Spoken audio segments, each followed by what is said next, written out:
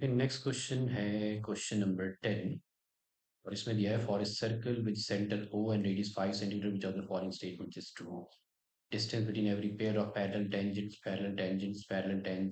और parallel tangents के बारे में ही पूछा गया है There does not exist a point outside the circle from where length of tangent is 5 centimetre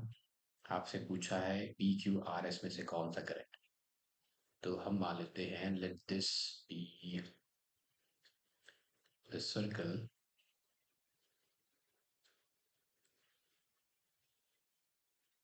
और इसमें बनाते हैं पैरेलल टेंजेंट्स तो जो पैरेलल टेंजेंट्स हैं दैट आर टेंजेंट्स वो होती है tangents at the end points of the diameter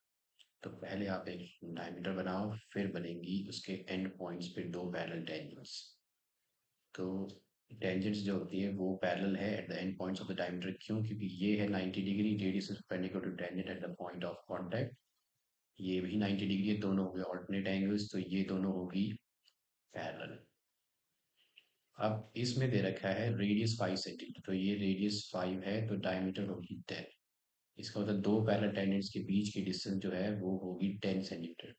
distance between every pair of parallel tangent जितनी भी बनेंगी उनके बीच की डिस्टेंस 10 सेंटीमीटर ही होगी तो इसका आंसर है क्यू पहला तो गलत है दूसरा ट्रू है distance between every pair of parallel tangent must be between 5 and 10 ये गलत है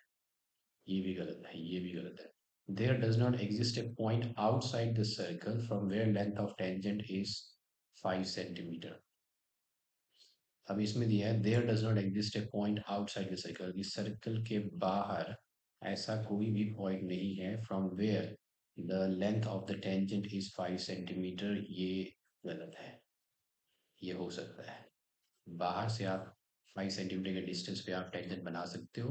तो यहाँ पे जो which of the following statements is true इसमें ट्रू है Q distance between every pair of parallel tangents is 10 centimetre here q मतलब b is the correct option here